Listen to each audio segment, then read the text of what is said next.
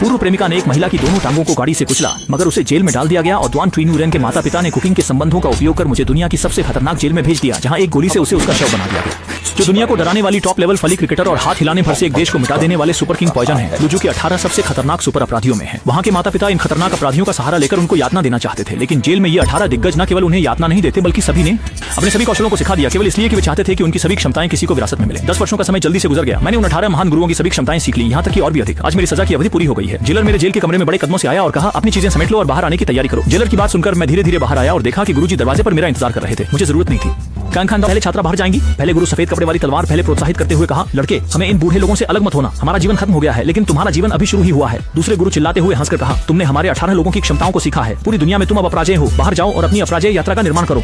आप सभी गुरुओं ने जो काम मुझे सौंपा है मैं उसे जरूर पूरा करूंगा और आपको निराश नहीं करूंगा। फिर मिलेंगे। ये कहकर मैंने कोई झिझक नहीं की और उठकर चल दिया। जेल छोड़ने के बाद जैसे ही मैंने हवाई अड्डे के गेट को पार किया, मैं ठंडी हवा में प्रतीक्षा करते हुए एक सफेद बालों वाले बुजुर्ग जोड़े को देखता हूँ। मैं तेज कदमों से आगे बढ़ता हूँ और सीधा उनके सामने घुटनों के बल गिरकर कहता हूँ, माँ बाप, बेटा तुमने हमारी चिंता करवाई। पास के चूल्हा उचू और माल इन सुतिंग ने देखा और तुरंत आंखें नम हो गई। वापस आ गए हो ये अच्छा है, वापस आ गए हो ये अच्छा है। आधे घंटे बाद परिवार की भावनाएं आखिरकार शांत हो गई। फिर पिता ने एक टैक्सी बुलवाई। जब मैंने देखा कि पिता ने टैक्सी बुलाई है, छोटे ध्यान, तुम्हारे जेल जाने के बाद तीनों फैक्ट्रियों में लगातार कई समस्याएं आई। फैक्ट्रियों को बचाने के लिए तुम्हारे पिताजी को घर की गाड़ी बेचनी पड़ी और बंगला भी बेचना पड़ा। दुर्भाग्य से अंत में फिर भी दिवालिया हो गए। लाओ पोजी, बेटा तुम जेल से अभी बाहर आए हो, तुमसे ये बातें क्यों कर रही हैं? बेटा चिंता मत करो, भले ही हमारा परिवार दिवालिया हो गया हो, लेकिन तुम्हारी और जैसन की शादी के पैसे हमारे पास अभी भी हैं। हम आज रात लियू परिवार के साथ एक डिनर पर मिलेंगे और फिर तुम्हारी शादी की तारीख तय करेंगे। लियू रुयान, मैं इस नाम को मन में दोहरा रहा था। वो मेरी हाई स्कूल की सहपाठी और मेरी गर्लफ्रेंड थी। वह इतनी सुंदर और दयालु थी, उसके बारे में सोचते ही मेरे दिल में थोड़ी सी गर्माहट आ गई। जेल जाने से पहले ही हमारी सगाई हो चुकी थी। घर लौटने के बाद मैंने माता पिता के साथ रात के खाने का आनंद लिया। खाने के बाद हम सब सोफे पर बैठ गए। माँ ने खुशी से कहा कि अभी मैं, माँ बाबू हमने तय किया है कि हम आज रात बाहर खाना खाने जाएंगे और कोशिश करेंगे कि आज ही आपकी शादी की तारीख तय हो जाए। तभी दरवाजे पर दस्तक हुई और दरवाजा खुलने पर 50 के आसपास की एक मझोली उम्र के दंपति अंदर आई। उनके पीछे एक लंबी, गोरी और खूबसूरत लंबे बालों वाली लड़की थी। ये लड़की ही है लियू रुयान, जिसके बारे में मैं हमेशा सोचता रहता हूँ। माँ बापू कुछ हैं?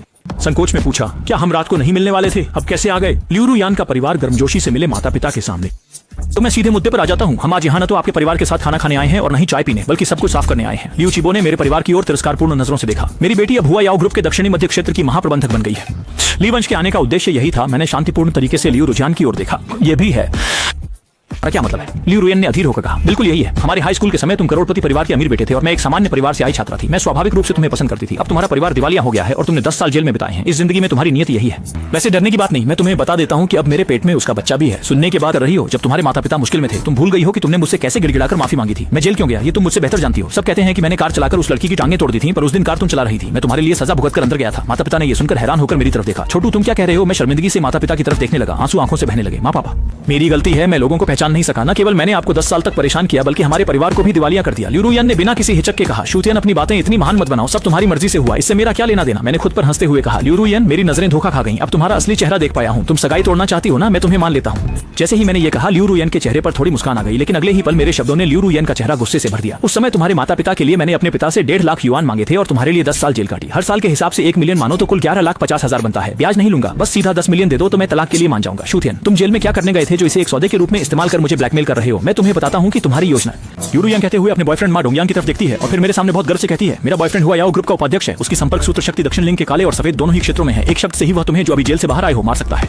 जब लियू रुयान नाराज होकर कुछ कहने वाली थी, तब मा डोंगयांग ने उसे रोकते हुए कहा, वो बच्चा जो अब उसके पेट में है वह मेरा है। तुम अब ये सब करके क्या हासिल करोगे? मेरे एक इशारे पर मैं तुम्हें जेल से निकले हुए इस निकम्मे को खत्म कर सकता हूँ। मैंने ठाका लगाते हुए कहा, जब लियू रुयान से सगाई हुई थी तब हमारे दोनों परिवार ने सगाई के दस्तावेज पर हस्ताक्षर किए थे। मैं उन दस्तावेजों की 10 लाख प्रतियां बनवाकर और उन पर विवरण लिखकर नानलिंग के हर गली मोहल्ले में चिपका सकता हूँ कि लियू रुयान की सगाई हो चुकी है और बिना सगाई तोड़े मैं तुम्हें मार डालूंगा। न सिर्फ तुम्हें, इस निकम्मे को, बल्कि तुम्हारे माता पिता को भी। धमकी का सामना करते हुए मैंने मा डोंगयांग के हाथ को झटक दिया और ठंडे स्वर में कहा, तुम कोशिश कर सकते हो, देखो कौन मरेगा। कुल मिलाकर अगर तुम सगाई तोड़ना चाहते हो तो 1 करोड़ लाओ, नहीं तो अपनी बदनामी के लिए तैयार रहो और हुआ याओ जी तुआन से बाहर निकाल दिए जाओ। मा डोंगयांग ने मेरी इतनी जिद देखकर एक ठंडी हंसी में कहा, अच्छा छोटे, आपके काम का इंतजार कर रही हैं।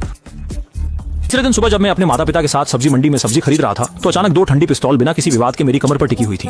लड़के, यदि तुम चाहते हो कि तुम्हारे माता पिता भी तुम्हारे साथ बुरी हालत में आए तो तुम आगे कदम बढ़ा सकते हो, नहीं तो हमारे साथ चुपचाप चलो। मेरी क्षमता से मैं सामने वाले को तुरंत गिरा सकता हूँ, लेकिन ऐसा करने से आगे चल रहे माता पिता परेशान होंगे, इसलिए मैं थोड़ा मुस्कुराते हुए, शांत रहो, मैं तुम्हारे साथ चलूंगा। आधे घंटे बाद मैं उनके साथ उपनगर में एक विला के दरवाजे पर पहुंच गया। उनके साथ अंदर गया तो देखा वहाँ एक 60 साल के बुजुर्ग खड़े थे। उस बुजुर्ग ने मुझे देखकर गुस्से में कहा, 10 साल बीत चुके हैं और मुझे विश्वास नहीं हुआ कि तुम अभी तक जीवित हो। अगर तुम्हें भगवान नहीं ले गए तो मैं तुम्हें संभालूंगा। सामने वाले को देखकर, जो न तो मा डोंगयांग था और न ही कोई जाना पहचाना व्यक्ति, मैं आश्चर्यचकित रह गया।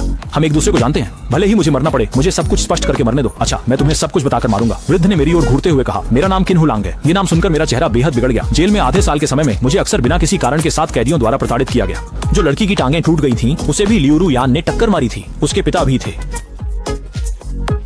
तुम जान गए हो मैं कौन हूँ। मेरे चेहरे के भाव के बदलाव को देखते हुए खिन हुलांग ने एक आवाज में कहा। मैंने ये सुनकर एक आह भरी। खिन साहब ले आओ, अब कैसी है? खिन ले आओ मेरी सहपाठी और अच्छी मित्र थी। खिन ले आओ गजल बजाने में माहिर थी और मैं बांसुरी बजाने में। एक बार एक शाम के कार्यक्रम में खिन ले आओ और मैंने मंच पर साथ मिलकर एक शाओ जियांगहू धुन प्रस्तुत की, जिसने सभी को प्रभावित किया और हमें पहला स्थान दिलाया। हालांकि हमारे प्रदर्शन ने मेरी गर्लफ्रेंड लियू रुयान को भी प्रभावित किया। गुस्से में धक रही थी। दूसरे दिन जब मैं नहीं था तब लियू रुयान ने चुपके से मेरी कार की चाबी ले ली और फिर स्कूल के गेट पर चिन लियाओ को कार से टक्कर मार दी, जिससे चिन लियाओ की टांगें जीवन भर के लिए विकलांग हो गई। लियाओ का क्या हाल है क्या तुम्हें ये पता नहीं जानवर? लियाओ एक उज्जवल भविष्य की संभावनाओं वाली एक अद्भुत लड़की थी और तुम्हारी वजह से एक ही रात में उसकी टांगें टूट गईं। इन 10 वर्षों के दौरान उसने 7 बार भूख हड़ताल की और 13 बार अपनी नाड़ी काटी। तुम बताओ उसका क्या हाल है? माफ करना चिन लियाओ की दुर्दशा के बारे में जानकर। 10 साल पहले खिन परिवार का व्यवसाय परिवर्तन के द्वार से गुजर रहा था।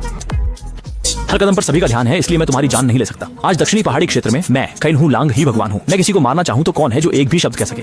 एक बार मैंने समझ गया। आखिरकार मुझे समझ में आया कि क्यों 10 साल पहले खिन हुलांग निश्चित रूप से मेरी जान ले सकता था, लेकिन उसने ऐसा नहीं किया और इसके बजाय मुझे जेल में भेजा। जानवर, तुम्हारी मौत से पहले मैं तुम्हें 2 बातें बताना चाहता हूँ ताकि तुम मर। कृपया लाइक, सब्सक्राइब, साझा और डोनेशन। खिन साहब, ये लड़का एक उस्ताद है। ये बात जब 5 से 6ठे स्तर तक के उपर्युक्त व्यक्ति के मुंह से निकली तो तुरंत ही खिन हुलांग को विश्वास नहीं हुआ और फिर खिन हुलांग ने धीमे स्वर में पूछा, शंगवान तुम उसे मार सकते हो क्या? माफ करना श्रीमान खिन, मैं नहीं कर सकता। उपर्युक्त शब्द सुनकर शंगवान का चेहरा मायूस हो गया। बात खत्म होने से पहले ही खिन हुलांग ने कुछ प्रतिक्रिया दी। शंगवान का शरीर जमीन पर गिर पड़ा। खिन हुलांग ने शंगवान की गर्दन पर 2 चांदी की सुइयां देखी और इस समय मैं खिन हुलांग की ओर देखकर संयमित होकर बोला, श्रीमान खिन तुम्हारे अधीनस्थ सब बहुत अच्छे हैं पर अफसोस वे मुझे मार नहीं सकते। दुनिया में सबसे प्यारा आदमी कौन है उन हैंडसम फैंस के अलावा? उस समय जब मैं बहुत छोटा था, मेरी माँ को काम के लिए दौरे पर जाना पड़ता था, तो मेरे घर में मेरे मामा मेरी देखभाल करते थे। हमने कुछ देर टीवी देखा, मुझे नींद आने लगी तो मैं सोने के लिए बिस्तर पर चली गई। सोते सोते मुझे लगा कि खिड़की के बाहर कुछ हलचल है। मैं खिड़की के पास आई और देखा कि एक विक्षिप्त व्यक्ति वहां खड़ा था। वह मेरी ओर तेजी से भागा और खिड़की पर लगातार दस्तक देता रहा। वह चिल्ला रहा था कि मुझे अंदर जाने दो, मैं तुम्हें कभी न कभी पकड़ लूंगा।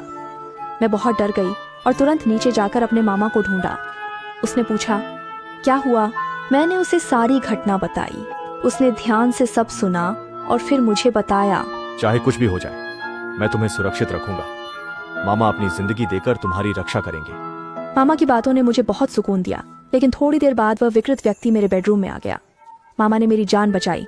उन्होंने जो कहा था उसे निभा कर दिखाया। उन्होंने अपनी जान देकर मेरी रक्षा की। अब 10 साल बीत चुके हैं। मैं अपने दिवंगत मामा को याद करता हूँ।